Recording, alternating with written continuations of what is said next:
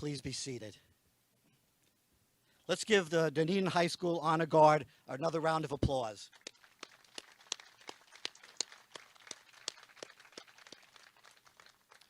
Good morning, everyone. Morning. My name is Vince Gizzi, and I'm the Parks and Recreation Director for the City of Dunedin. On behalf of this city, it is absolutely my honor and pleasure to welcome all of you to our Purple Heart Recognition Day. I would especially like to welcome all of our veterans, their families, and military organizations here today.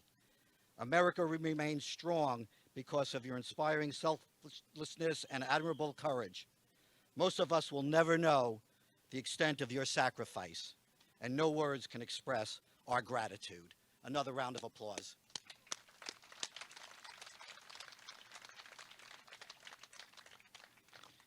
Again, today is our 14th anniversary of this recognition here in Dunedin at our beautiful Purple Heart Park on the corner of Broadway and Main Street. Just a little history about the Purple Heart here in Dunedin. The city was the first city in the state of Florida to be named Purple Heart City by the Military Order of the Purple Heart. That recognition came in 2006. We celebrated the occasion on National Day of Recognition on August 7, 2007, by planting a tree at Dunedin Veterans Memorial Park next to the VFW Post 2550. A proclamation was read, and the city further pledged to dedicate our own Purple Heart Monument on August 7, 2008. Today we celebrate the 14th anniversary of Dunedin's Purple Heart Monument and Park that serves as a solemn reminder of the services and sacrifices.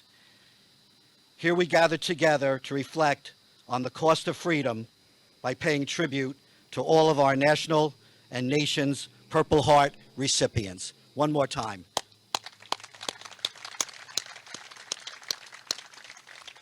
Now I would like to invite you to stand, if you're able, for the invocation given by Father Bob Schwick, Captain, United States Marine Corps, retired, followed by presenting of the colors by Dunedin High School Navy Junior ROTC, the Pledge of Allegiance by Mal Klingen, Military Order of the Purple Heart Commander, and singing of the National Anthem by Katie Ducharme. So with that, Father Bob. Thank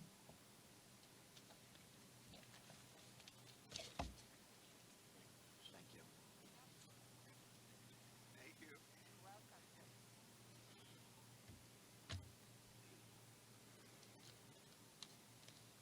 Let us pray. Lord God, Father of us all, we come together to celebrate this National Day of Recognition of the Military Order of the Purple Heart. We give thanks. We are so blessed to be gathered here in freedom, without fear or having to render favor to another. Today we recognize the sacrifices of those who have carried the burden of protecting our freedom, with all giving some and some giving all. Their unselfish actions leaving us with a poverty of words, but an abundance of love and appreciation.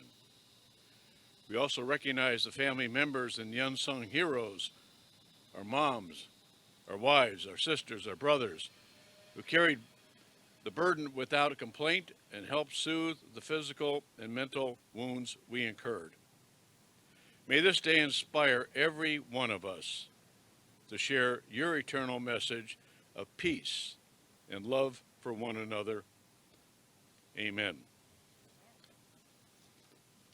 And now I ask the JROTC Honor Guard, Color Guard, to once again present the colors.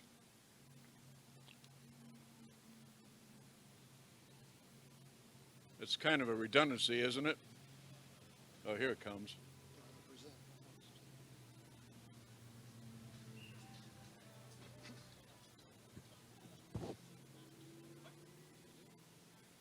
Present arms.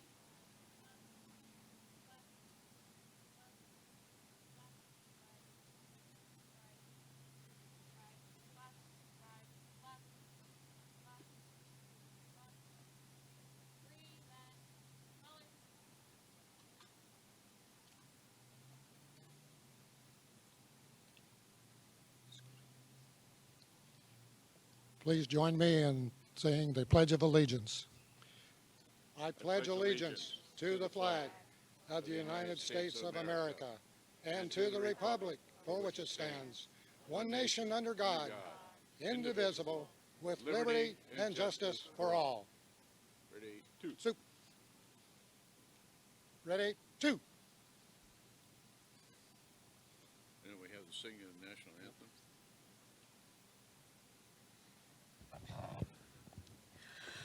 Oh, say, can you see by the dawn's early light what so proudly we hailed at the twilight's last gleaming, whose broad stripes and bright stars through the perilous fight o'er the ramparts we watched were so gallantly streaming, and the rockets' red glare, the bombs bursting in air, gave proof through the night that our flag was still there.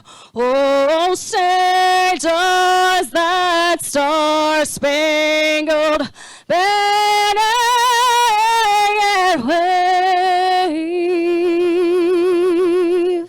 o'er the land of the free and the home of the brave.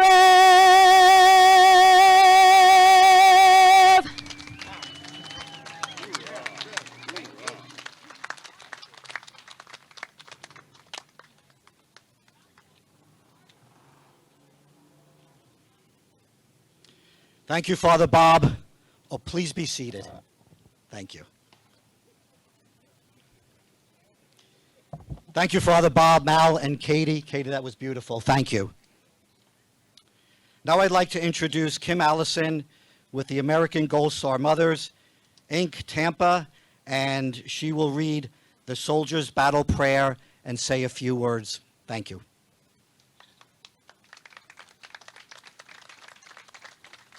Thank you. Good morning, everybody. I know it's hot, but I thank you all for being here.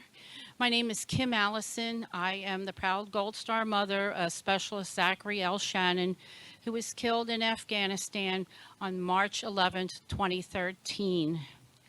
He was also part of the NJROTC. I also am honored to say that I am president of the VFW Auxiliary, Specialist Zachary L. Shannon, Memorial Post 2550. This is the 23rd Psalm, a Psalm of David. Okay.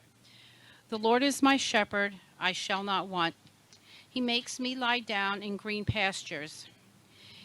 He leads me beside still waters. He restores my soul. He leads me in the paths of righteousness for his name's sake. Even though I walk through the valley of the shadow of death, I will fear no evil, for you are with me. Your rod and your staff, they comfort me. You prepare a table before me in the presence of mine enemies. You anoint my head with oil, my cup runs over. Surely goodness and mercy shall follow me all the days of my life, and I shall dwell in the house of the Lord forever.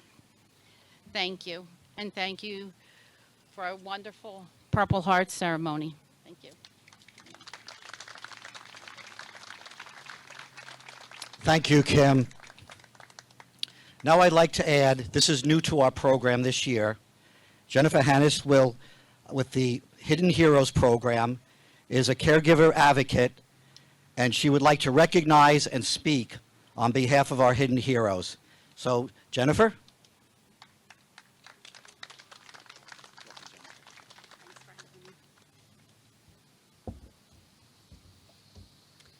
Hi, everybody. As Vince said, my name is Jennifer Henius, and I stand before you as a proud military spouse, the daughter of a Purple Heart recipient, and a new Dunedin founder of a nonprofit called the Caregiver Wellness Collective, Inc.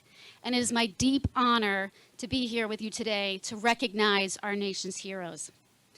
As I look across the crowd that's here with us today, I just can't help but wonder how many heroes there might be standing and sitting here with us today. Former First Lady Rosalynn Carter said it first, and she said it best. There are only 4 kinds of people in this world: those who have been caregivers, those who are currently caregivers, those who will be caregivers, and those who will need a caregiver. I invite you to think about your personal experience and reflect upon where you might be within those groups of people. A caregiver is someone who provides personal care and assistance to a loved one in need.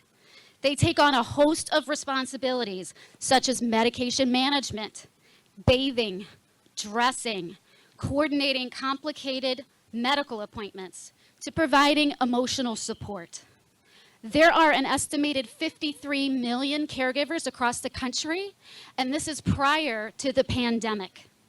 During these unprecedented and historical times, we have been thrusted into the role of caregivers. Some of our loved ones and our family members have been exposed to the deadly virus, and sadly, some of us have lost family members to this virus, or certainly know somebody in our inner circles who has been negatively impacted. Just being a caregiver places you at a high risk for poor health and poor mental health, leading to stress-induced chronic conditions like cardiovascular disease and depression. Caregiving is an important public health concern that affects the quality of life of millions of people. My nonprofit was started during COVID to provide holistic wellness, education, and services to caregivers. We provide a little empowerment to help these caregivers cultivate the resilience that they need and practice self-care. Caregiving is a full-time job. It can be mentally, physically, and emotionally and financially draining. Caregivers are essential workers on our home front. The pandemic was a wake-up call where the nation quickly discovered that without a functional caregiving system, a system where people, mostly women, have to choose between having a successful career and providing the care and the support for the loved ones that they need. Caregiving is an essential. It's part of our modernized economy. Caregiving is just as critical to our nation's infrastructure, bridges, and roads. Caregivers are our soft infrastructure. They're the people that we rely on every day as a fabric of our society. Our nation's service members and our veterans rely on the care and support of caregivers too. Behind the nation's brave service members and veterans who returned home from war, wounded, ill, or injured, are an estimated 5.5 million family caregivers. These caregivers selflessly answer a call to serve by supporting the country's heroes, enabling the wounded to remain at home and in our communities, living as independently as possible in the comfort with the pride and dignity that they so deserve. Their work is not in the public eye, and it often goes unseen and unrecognized. These caregivers are the hidden heroes amongst us in our communities. Although their stories are different, many of their experiences and challenges are similar. Caregivers are spouses, intimate partners, the parents, the siblings, and chosen families in the LGBTQ community, and other loved ones who voluntarily provide much needed care and support, whether in their homes or long distance from their loved one. For many, this is an addition to caregiving role for children who have special needs, working with full-time job, and simply trying to manage a household. It is my pleasure to share with you a new partnership between the City of Dunedin and the Elizabeth Dole Foundation. The Elizabeth Dole Foundation is an advocacy group. They're an organization founded by former Senator Elizabeth Dole. She knows a thing or two about caregiving, as she is the caregiver of Senator Bob Dole. This past February, I had the privilege of making the case to the Dunedin City Commission to join with me and numerous others across the country to shine a bright light on our nation's caregivers by empowering them, honoring them, providing them with the resources and support that they deserve. I am here to work with the city every step of the way, and I am excited to partner with this group. Working with city leaders, veteran service organizations, and others across our community, but most importantly, our community's caregivers, to bring them out of the shadows and to give them a voice and a seat at the table, to share their concerns and their needs with Dunedin, as Dunedin has become the 161st city across the country to be a designated Hidden Heroes city. So my message to caregivers out there today is that you are not alone. We hear you, we see you, and the Dunedin City Commission has pledged to support you. And as the wife of a Marine, I can promise you that I am here to help them make good on that commitment. Thank you.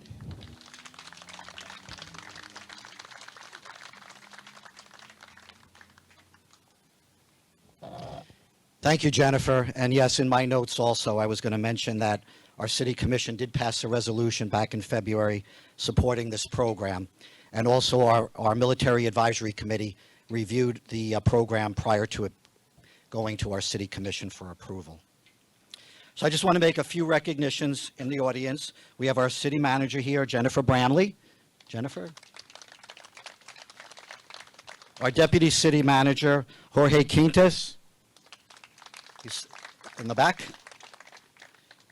Also, we have our Naval Science Instructor of Dunedin High School, Chief Chris Johnson, is with us, and he has done quite a bit to help with this morning's program.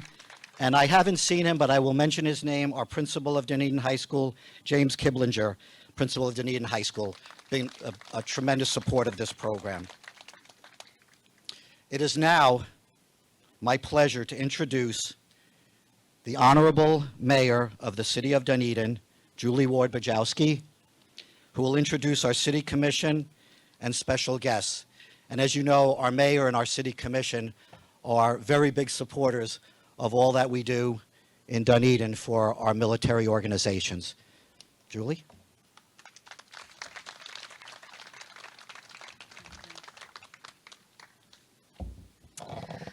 Well, welcome everybody. We are so happy to see all the nice faces here today and our service people. Let's give them another round of applause, please.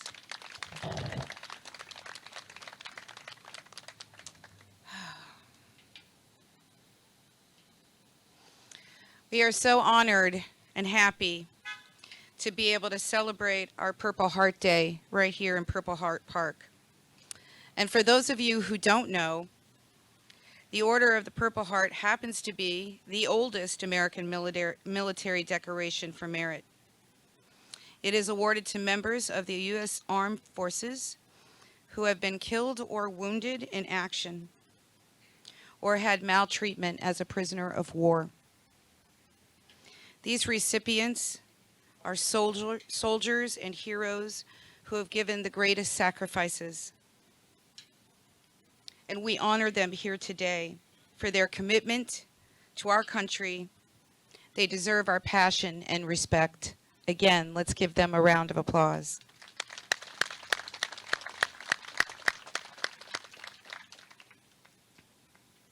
And what an appropriate setting, to be here in our Purple Heart Park. This celebration started with one guy, Danny Souter, who approached our former mayor and now current county commission chairman, Dave Eggers, right there, and said, we need to honor our own. City officials and local veterans organizations said, how can we help? And then the Kokolakis family, Joe is here today somewhere, I saw him, thank you, Joe, stepped in and donated this beautiful and very visible park to bestow the honor of Dunedin's first Purple Heart City, or Florida's first Purple Heart City. So thank you to all of you who worked so hard to bring us to this place as we celebrate our service members. So now I'd like to invite our entire City Commission forward. Vice Mayor Jeff Gao, Commissioners Deborah Kynes, Mo Franey, and John Tornga, as we read our proclamation. I'd also like to, before we go to that, I'd also like to recognize some elected officials that we do have in our audience. As I mentioned, Dave Eggers, former mayor and Pinellas County Commission chairman. Karen Meyer, representing the office of Congressman Gus Bilirakis. Senator Ed Hooper. And David Will, Mayor of Redington Beach.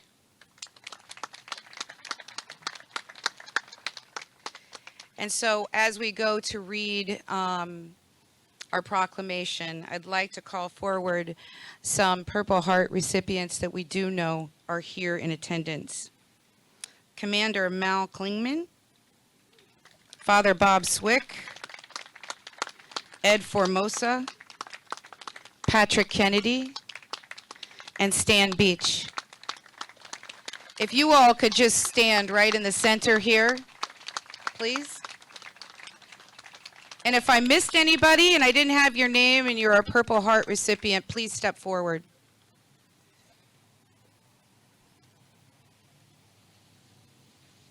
You okay? Okay.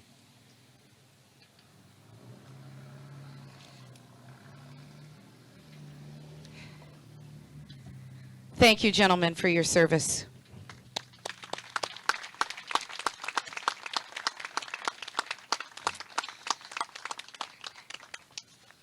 All right, we do everything as a team here on our Dunedin City Commission, so we're going to read this together. I'm going to start off with Vice Mayor Gao.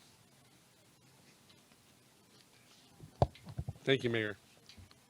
Purple Heart Recognition Day. Whereas August 7th, 2021 marks the 239th anniversary of the inception of the Purple Heart Award and the 89th anniversary of the Military Order of the Purple Heart. And whereas August 7th has officially been designated as National Purple Heart Recognition Day in honor of those American veterans who have earned the military tribute by virtue of their bravery and sacrifice. And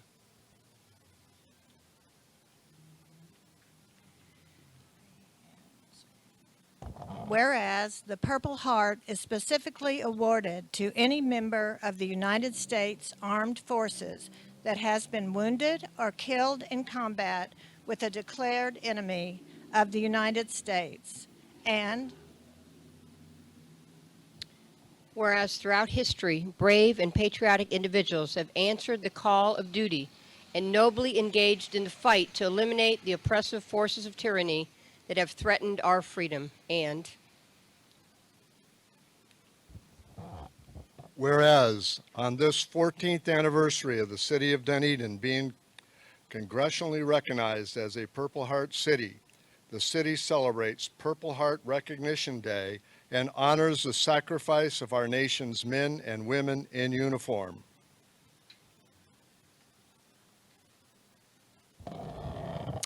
And now, therefore, I, Julie Ward Bajolski, by the virtue of the authority vested in me as the mayor of the great city of Dunedin, Florida, and on behalf of our entire commission, do proudly proclaim today, Saturday, August 7th, 2021, as Purple Heart Recognition Day in Dunedin, and we ask everyone to pause and remember those extraordinary men and women and their families who made the ultimate sacrifice to preserve our freedom, and those who were willing to make that ultimate sacrifice, and to pray for their safety and for all of those defending our nation. Thank you, everyone. Please give these guys another round of applause. Thank you, gentlemen. And thank you to my city commission for always supporting our military.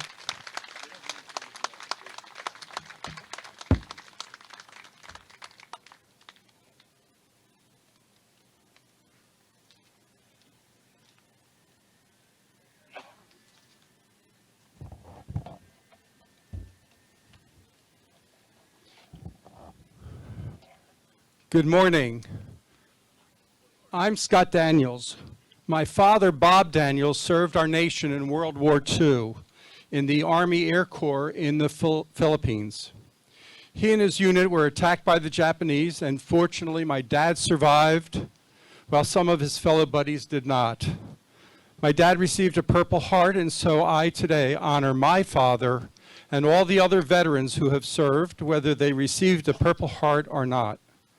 Today and every day, we should all honor and recognize our current and past veterans for their service to our country. I have the distinct privilege this morning to introduce you to a true American hero. Stanley J Beach is a remarkable man whose life's story began with a most regular start. Navy Captain Stan Beach was born in Gagetown, Michigan, in a small farming town in 1935. His personal story is a story that many men had back at that time. He went to high school in nearby Cass City, where he dated Ellen Sickler, now his wife of 65 years. He was the school's football quarterback. He played basketball and decided to go to college at Taylor University in Upland, Indiana. He worked for 2 years at the General Motors Institute, where he wanted to design cars. Captain Beach attended Covenant Theological Seminary, Union Theological Seminary, and he completed his postgraduate study in clinical pastoral education and pastoral counseling in North Carolina. He enlisted in the U.S. Navy Reserve at Great Lakes, Illinois. He served 9 years in the Marine Corps, 3 years in the Coast Guard, and 15 years in the Navy. That all adds up to 27 years. Chaplain Stan Beach was assigned to the 3rd Battalion, 4th Marines during Operation Prairie in the Republic of Vietnam. On 28 September 1966, he was assisting wounded Marines when an enemy mortar round exploded less than 6 feet from him. He suffered serious injuries to his arms and left leg. Chaplain Beach continued traversing the battlefield, ministering to wounded Marines, carrying them to the rear of the conflict for medical treatment. He sustained severe leg and stomach injuries, which ultimately led to the loss of his left leg. While recovering from his surgery, he commented, "Every year of my ministry has been better than the one before. I guess a chaplain leaves a part of himself, sometimes physical,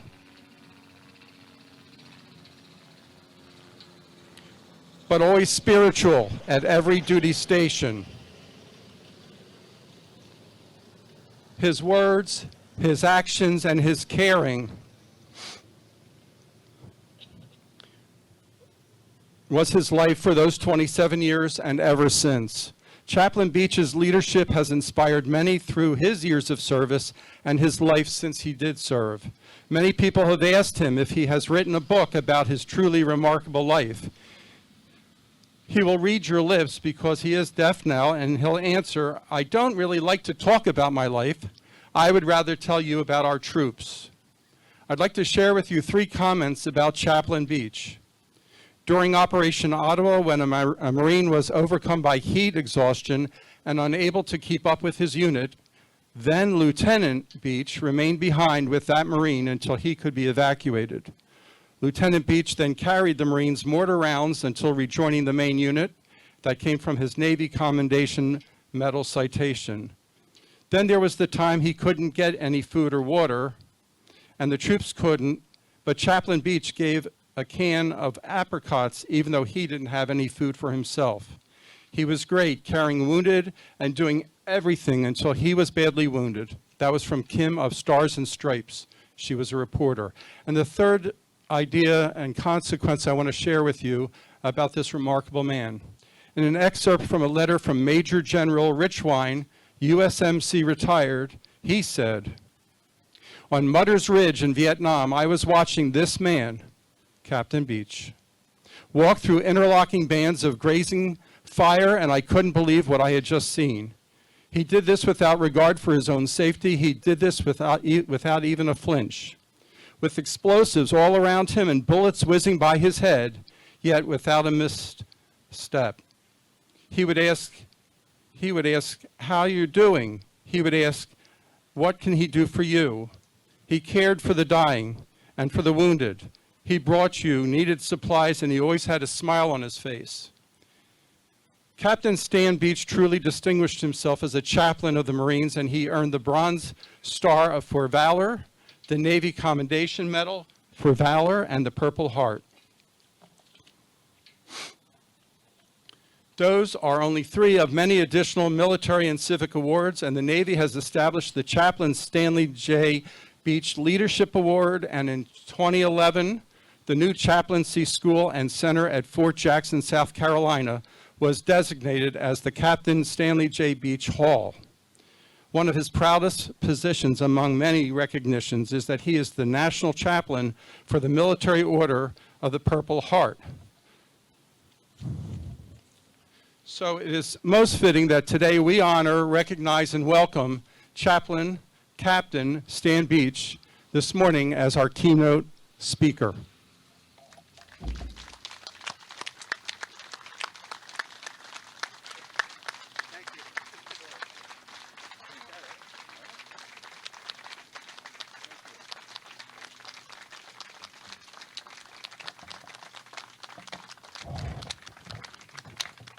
Thank you. Thank you.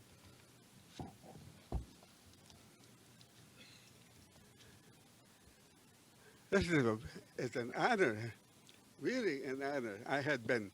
Some of my friends have spoken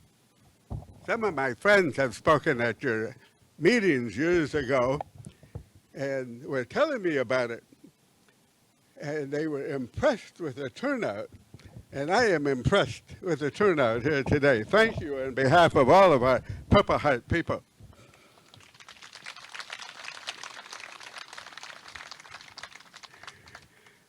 There's a statement that has stayed with me.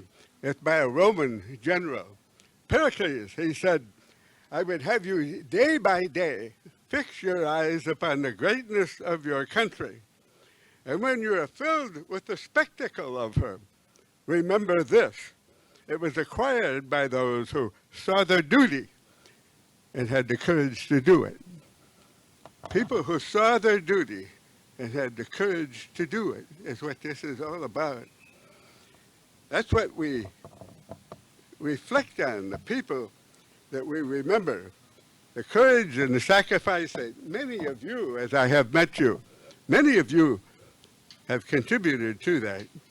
And the basis of that courage is aptly described by an inscription when you're going into the Arlington National Cemetery. Not for fame, not for reward, but because we saw it as our duty. On Purple Heart Day, 239 years ago, the first Purple Heart Medal was designed by General Washington and awarded by him. It was the first and only award of the Continental Army of the United States. It was a small heart-shaped piece of purple felt, a border of lace around it, and the word merit stitched on it. We have the records of only 4 men who earned that during Washington's time. But that same inscription for military merit is on the back of every Purple Heart that is still awarded today. Unfortunately, that award fell into neglect in 1932, and then it was reinstated by Congress in George Washington's 200th birthday, what would have been his 200th birthday. And thanks to the influence of General Douglas MacArthur that brought that back.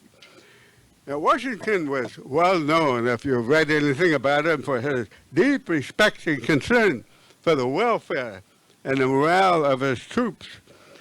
And it was often reflected in his leadership.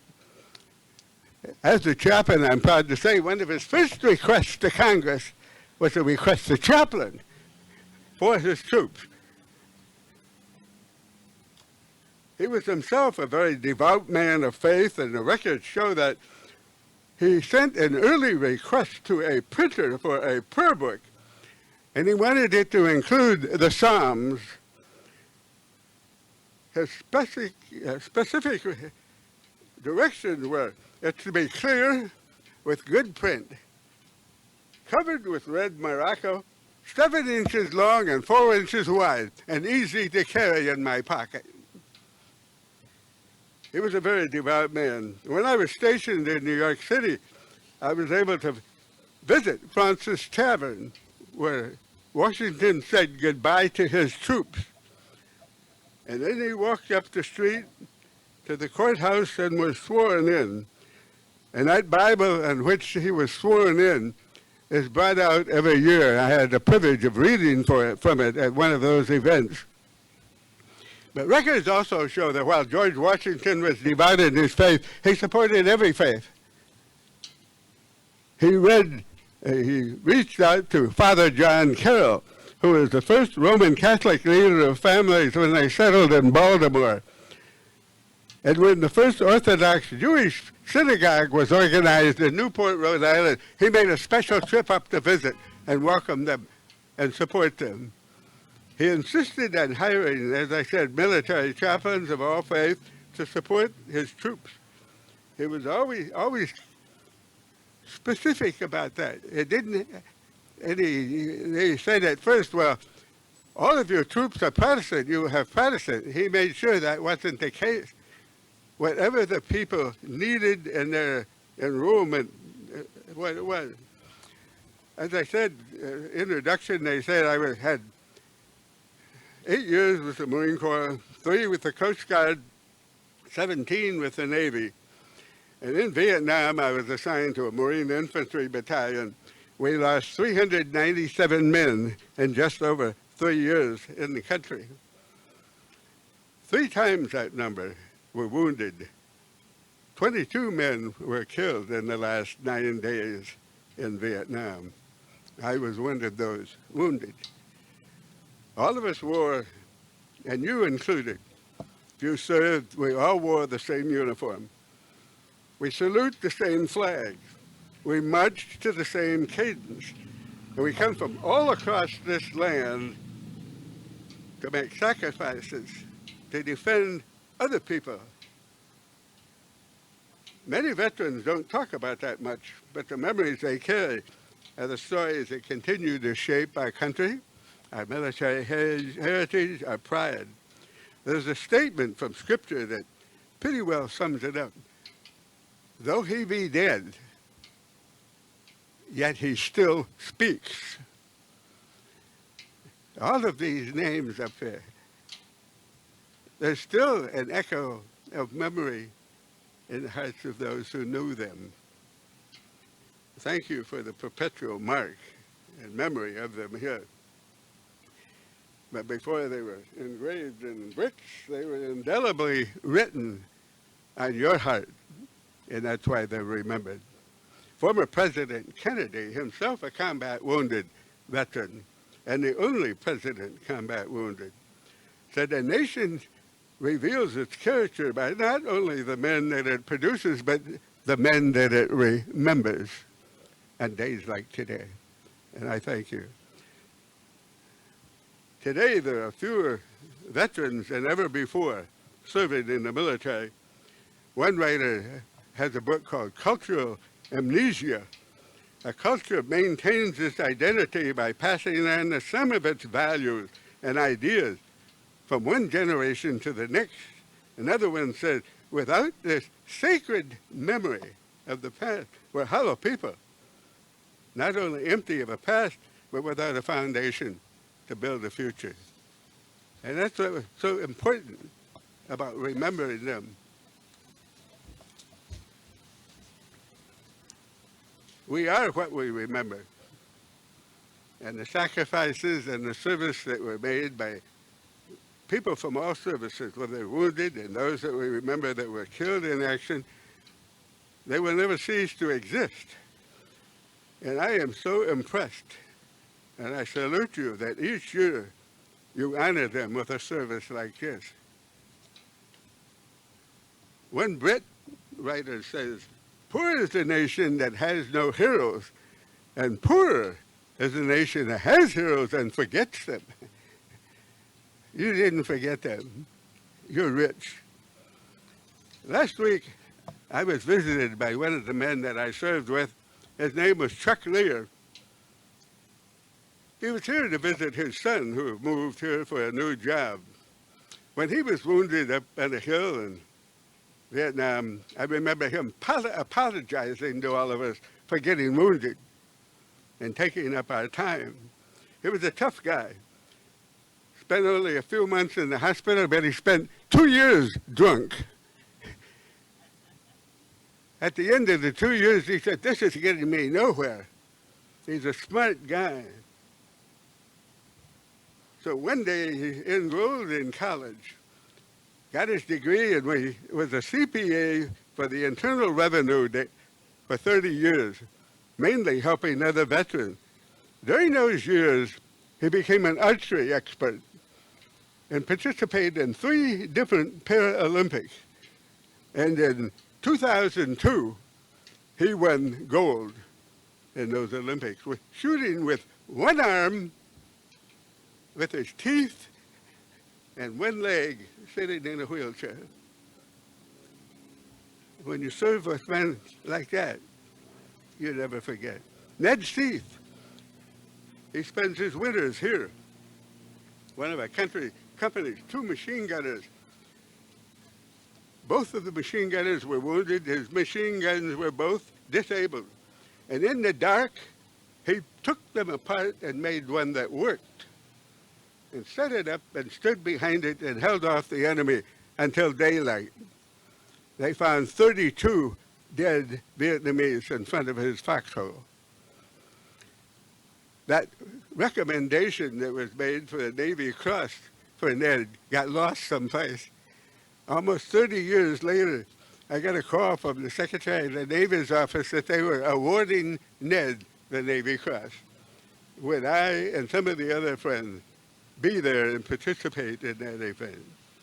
There's so many like that. I think of Jim Riley. When I was wounded, I was laying in the open, and a Marine never leaves that. Jim Riley came and threw himself on top of me, and he took a lot of flack himself. And through that, I survived and was evacuated after the mortar attack.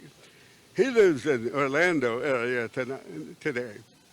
There's so many I could tell you about. At a certain point, it would get to me, as well as the heat of the day. Thank you for this honor today, to share this very special day with such very special people.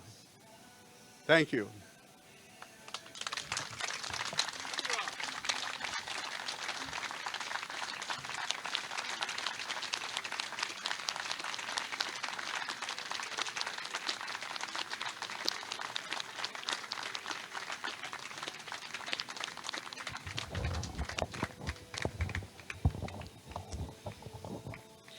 Hello, we are members of the Disabled American Veterans Auxiliary Chapter 11 in Clearwater. For more information, see any of us later. Purple Heart. Each Purple Heart shall always be a part of freedom's history. Hold deep inside a fervent pride for all who gave, the brave who died. They showed their best for liberty. They stood for us with certainty. Their wound of war, their Purple Heart, each dared to care and do their part. Some bore a wound which took their life, while others lived past war's honed knife. True patriots, they faced their call to keep our nation strong for all. Deep scars of war are carried by, those who return, and those who cry. Pray for the brave, their loved ones too. Thank God for heroes, all of you. This was written by Roger Richard. And next, please be aware of the 21 3-round gun salute by the Pinellas County Sheriff Honor Guard. Then there will be the playing of taps and Amazing Grace by the Dunedin Pipe Band. Thank you very much for this privilege to the city of Dunedin. And thank you for all you heroes. My father also.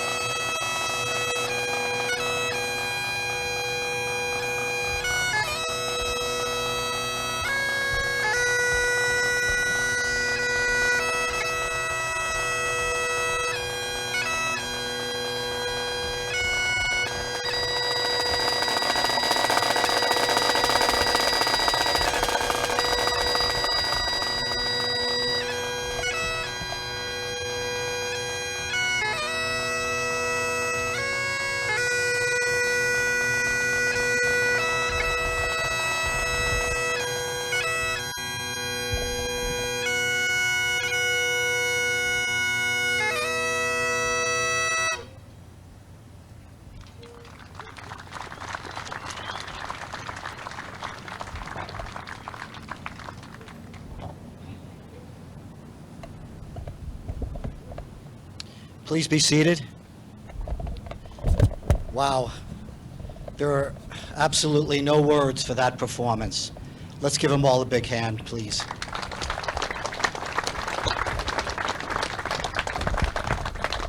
I want to thank the Pinellas County Sheriff's Office Honor Guard for the Guns 3-round salute, Eric Kellman from the Cadets with the Navy Junior ROTC, and our own pipe directors, Ian Donaldson and drummer Eric McNeil. Again, let's give them a great big round of applause from our Cities of Dunedin's pipe band. I know we're going a little bit long, but I really need to make some recognitions and announcements. So please bear with me for just a few more minutes. And I would like to thank and the opportunity of the of serving along with our Purple Heart Committee, and I would really like them all to stand and be recognized. Father Bob, Mal, Pat, Dick, Scott, Patrick, Corporal Kilpatrick, Shirley, Pat, and BJ. Thank you all for being here. Thank you all for working with us throughout the year on producing this event. Last year, we weren't able to do an event of this magnitude, but we didn't want to just not do anything. So we did have a small ceremony that was live streamed by our Dunedin TV, but we were a little looking forward to being able to be here this morning for this celebration and recognition. And just look at the crowd here this morning, and we really just appreciate everybody being here and coming out. And again, thank you to the committee. Also, I wanted to recognize our Military Advisory Committee, which I know some of you are here as well. Father Bob, Mal, thank you again.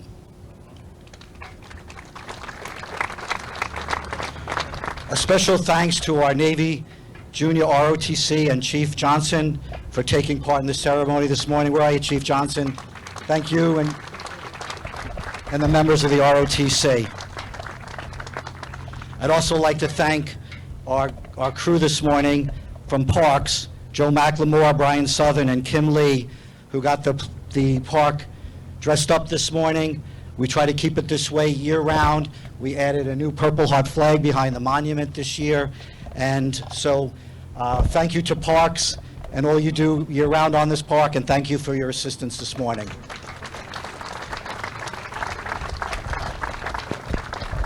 Also, Justin and Sue from Dunedin TV and Communications Department, thank you for being here this morning and helping us produce this video and live streaming.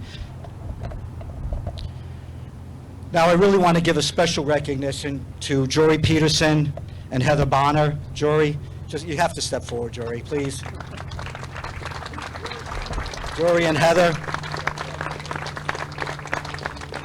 I will pass on Jory's sentiments also. This is one of our favorite groups that we work with year-round to produce a special event. It's one that I get real hands-on with as well. And I know I want everything to be just right, so sometimes I could be a pain. I tried to hold off not getting here till 9 o'clock this morning instead of 8, so I'm making a little progress there. But thank you, Jory. Thank you, Heather, for all your assistance with this program today. Just a few very important announcements. We have a table representing the Quilts of Valor, a national nonprofit organization that makes quilts for military service veterans, on site this morning. We also have a table representing Honor Flight Network, a not-profit organization created solely to honor American veterans for all their sacrifices by transporting these heroes to Washington, D.C. to visit those members dedicated to honor the service and sacrifices of themselves, family, and their friends. And I know Commissioner Tonga is very involved with that, as well as Scott Daniels from our committee. And we did hear from Jennifer Hennis this morning.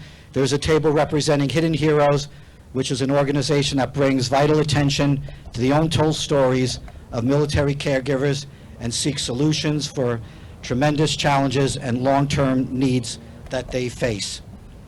And new to our program this year, we have a table representing Heartstrings of Heroes, which is a foundation to assist in therapy of injured heroes through the miracle of music. And again, for the last 14 years, our city has been selling bricks in honor of Purple Heart recipients, and we do have a table here as well this morning, manned by the Parks and Recreation staff, and again, it's on site towards the north side of the park. I would also like to thank all of our merchants for offering discounts to military personnel and in their businesses. I'd like to thank our Dunedin Fire Department for being here, Corporal Dominic Kilpatrick, and the Pinellas County Sheriff's Office.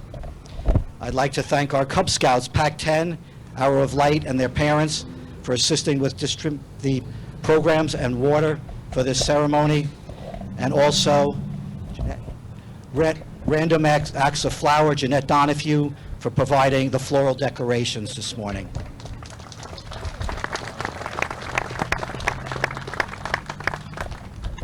Not last, but certainly not least, I'd like to bring up one of our favorite singers through the years in this ceremony.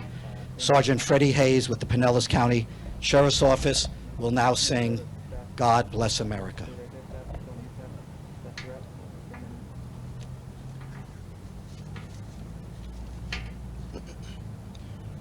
God bless America, land that I love.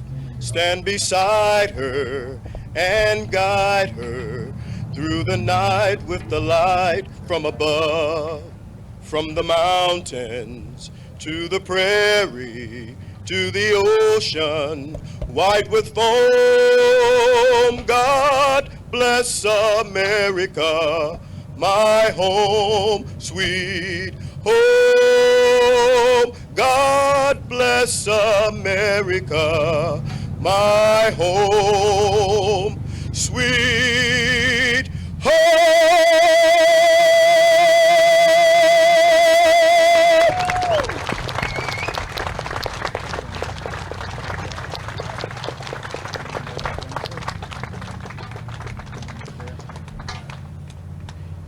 Thank you, Freddie, and Pinellas County Sheriff's Office. I want to thank everyone for being here this morning. I really appreciate it. Thank you. I know it's hot. I know we went a little longer than usual, but I just thank you again. This program means a lot to our military, our Purple Heart recipients, and the city of Dunedin. So thank you. And now, honor guard, please retire the colors. Thank you.